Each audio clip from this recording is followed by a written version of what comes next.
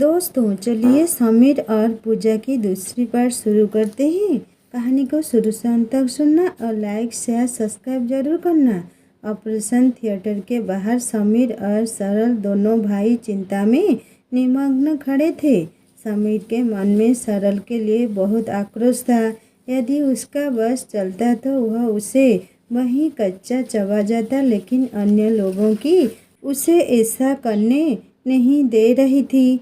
वह सरल को खा जाने वाली नजरों से देख रहा था। समीर की उस भाव भंगिमा को देखकर सरल भी असहज हो रहा था, इसीलिए वह समीर से दूर हटकर एक कोने में खड़ा हो गया। इतने में अस्पताल का स्टाफ आकर समीर को बोला कि 5 लाख रुपए जमा करवाओ, तब जाकर ऑपरेशन शुरू हो पाएगा। समीर 5 लाख रुपए की बात सुनकर हतप्रभ रह गया। इतने पैसे नहीं थे उसके पास, उसके खाते में भी नहीं थे इतने रुपए। अब क्या करे वह? समीर सरल से बोला, 5 लाख रुपए जमा कराने के लिए कह रहे हैं ये, मेरे पास तो है नहीं। तेरे पास हो तो जमा करा दे। मैं एक बेरोजगार आदमी हूँ, अभी मेरे पास कहाँ से आएंगे इतने सारे रुपए? आपको तो आर्मी से खूब पैसा मिलता है ना, कहाँ गया वह पैसा? सरल ने प्रति प्रश्न करते हुए कहा। उसके इस प्रश्न पर समीर चुप हो गया। वह सरल को कैसे बताए कि पैसा कहाँ गया? उसने अपना एटीएम कार्ड पूजा को दे रखा था, वही काम में लेती थी उसे। उसने इतना ही कहा, उस बात को छोड़ और पैसों का इंतजाम कर जिससे बाबूजी का ऑपरेशन हो जाए। दोनों भाई सोच में पड़ गए। पैसों का इंतजाम कहाँ से हो? आखिर सरल को याद आया कि अभी कुछ दिन पूर्व बाबूजी को LIC के कुछ पैसे मिले थे। बाबूजी ने उसे बताया था वो पैसे घर में ही होंगे, शायद उनसे काम चल सकता है।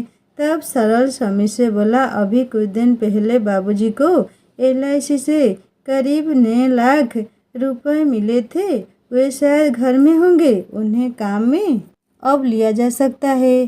अरे वाह, ये तो तूने बहुत बढ़िया बात सुनाई है। जा घर से ले आ उन पैसों को। समीर की आंखें चमक उठी। नहीं, मैं नहीं जाऊंगा वहाँ। भाभी कुछ और इल्ज़ाम लगा देगी मुझ पर। पहले ही वे बहुत इल्ज़ाम लगा चुकी है मुझ पर। इल्ज़ाम? तू क्या समझता है कि पूजा इल्ज़ाम लगा रही है तुझ पर? इतनी गिरी हुई औरत समझाता है तू अपनी भाभी को? भैया, आप तो यहाँ रहते नहीं हो, इसीलिए सच्चाई क्या है आपको क्या पता? क्या आपने मुझ में कोई दोष देखा है कभी? क्या कभी किसी ने मेरे बारे में कुछ उल्टा सीधा कहा है कभी? नहीं ना? केवल पूजा भाभी ने ही कहा है। ऐसा क्यों? क्या आपने पूजा भाभी के बारे में कभी छानबीन करने की कोशिश की है? नहीं ना? आपने उनकी सारी बातें मान ली और एक सहोदर भाई से बात करना भी उचित नहीं समझा। क्यों भैया, क्यों? क्या आज भी सच्चाई जानना चाहते हैं आप? सरल तैश में आ गया था। सच्चाई? कैसी सच्चाई? क्या पूजा ने जो बातें तेरे बारे में कही थी वे झूठी थी? समीर ने सरल का कलर पकड़कर कहा। बड़ी मुश्किल से सरल ने समीर से अपना कलर छुड़वाया। उससे अलग होकर बोला, क्या आपको लगता है कि पूजा भाभी एक पतिव्रता स्त्री है? अपनी भाभी पर शक करते समय मुझे जरा भी लज्जा नहीं आती? नालायक, एक देवी समान स्त्री पर आक्षेप कर रहा है तू? लंपट कहीं का। घृणा से समीर ने मुंह फेर लिया। तो आप यह मानते हैं कि मैंने भाभी के साथ गलत हरकतें की, उनका न्यूड पोर्ट्रेट बनाया? लेकिन क्या आप यह भी मानते हैं कि बाबूजी ने भी भाभी के साथ गलत हरकतें की है? सरल की बातें से समीर चौंक पड़ा। बाबूजी के बारे में जो बातें पूजा और समीर के बीच हुई थी, वे बातें सरल को कैसे पता चली? तुझे कैसे पता कि बाबूजी ने पूजा के साथ गलत हरकतें की है? तू तो घर में रहता ही नहीं है, समीर ने नफरत से कहा।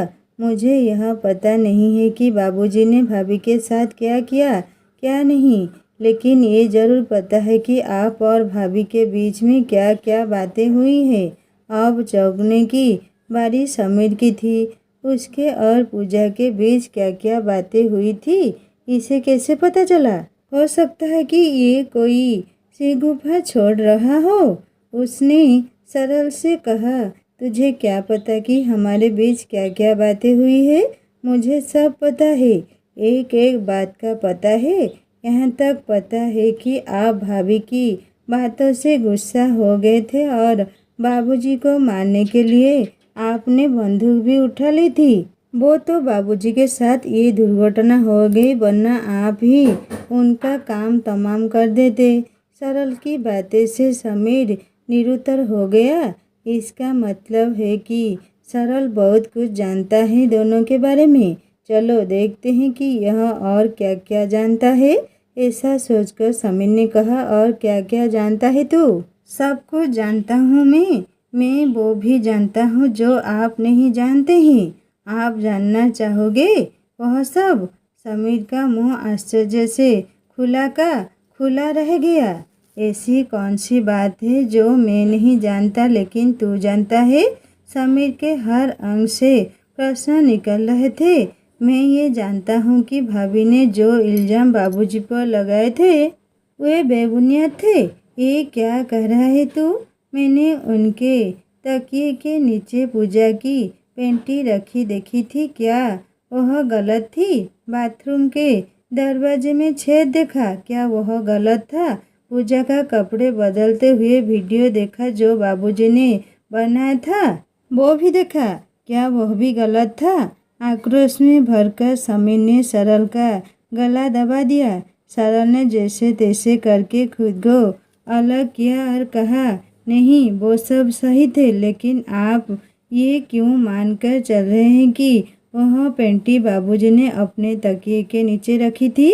आप ये क्यों मानकर चल रहे हैं कि वो छेद बाबूजी ने किया था? आप ये क्यों मानकर चल रहे हैं कि वह वीडियो बाबूजी ने ही बनाया था?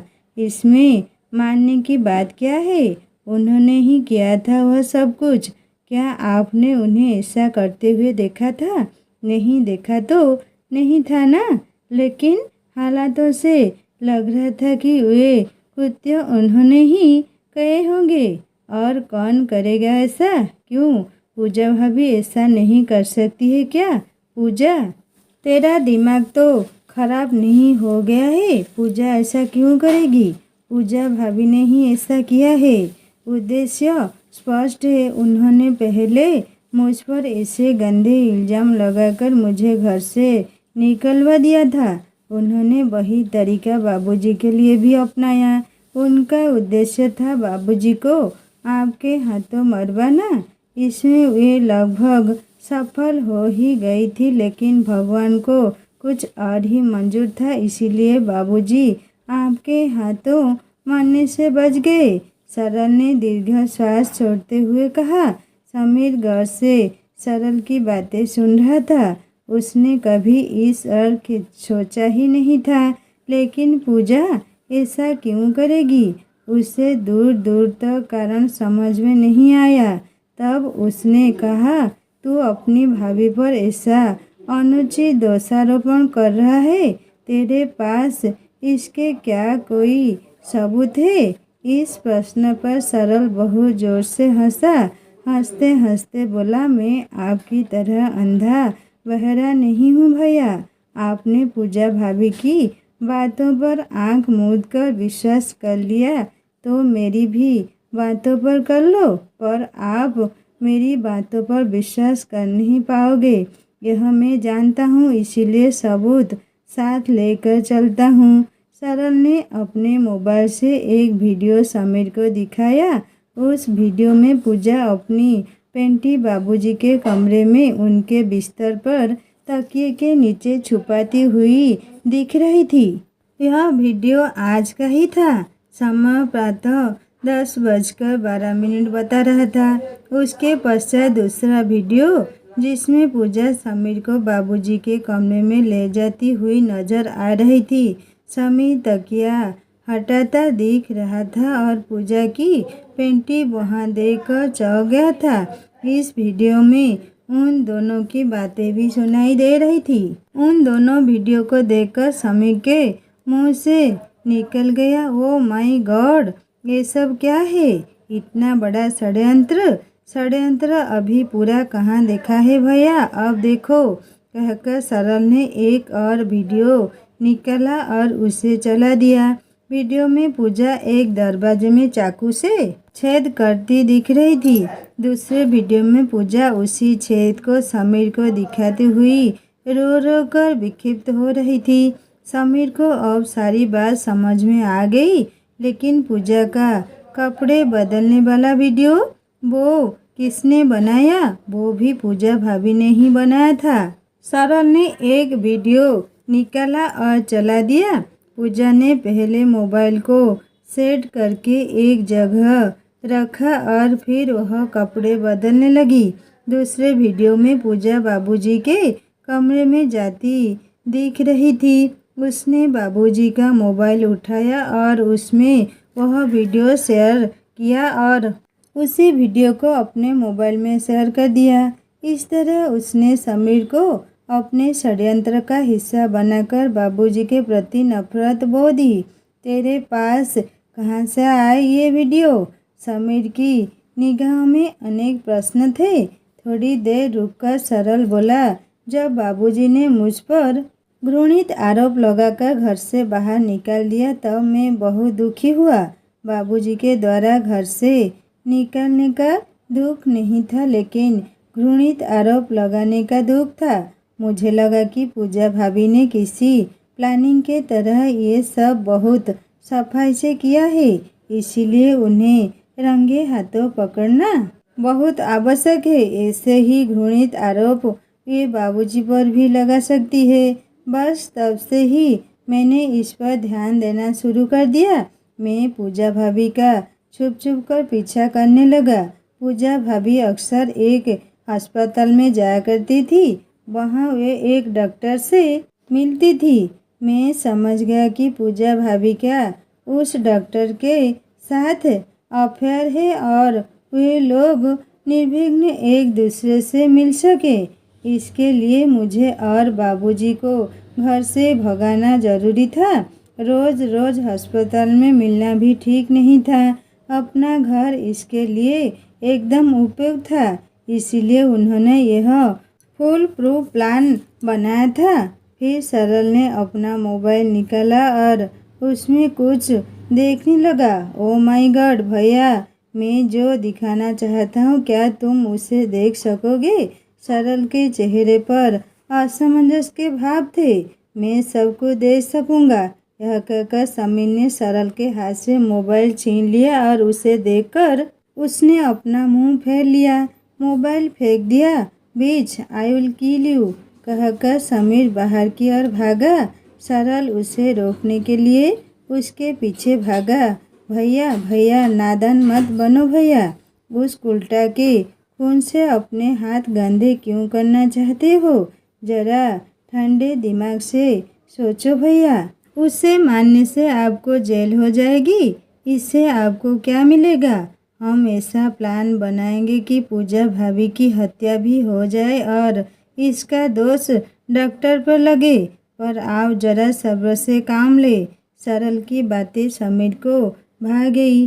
पूजा ने जो जाल बिछाया था उसे समेटने का समय अभी नहीं आया है। थोड़े दिनों बाद इसे समेटने का काम दोनों भाई मिलकर करेंगे। दोस्तों, समीर पूजा का क्या हाल करेगा जानेंगे तीसरा भाग में। कहानी कैसी लगी मुझे ज़रूर कमेंट करके बताएगा और अच्छी लगी तो लाइक करना, दोस्तों से शेयर करना और सब्सक्राइब करके बेल आइकन दबा देना। नमस्ते।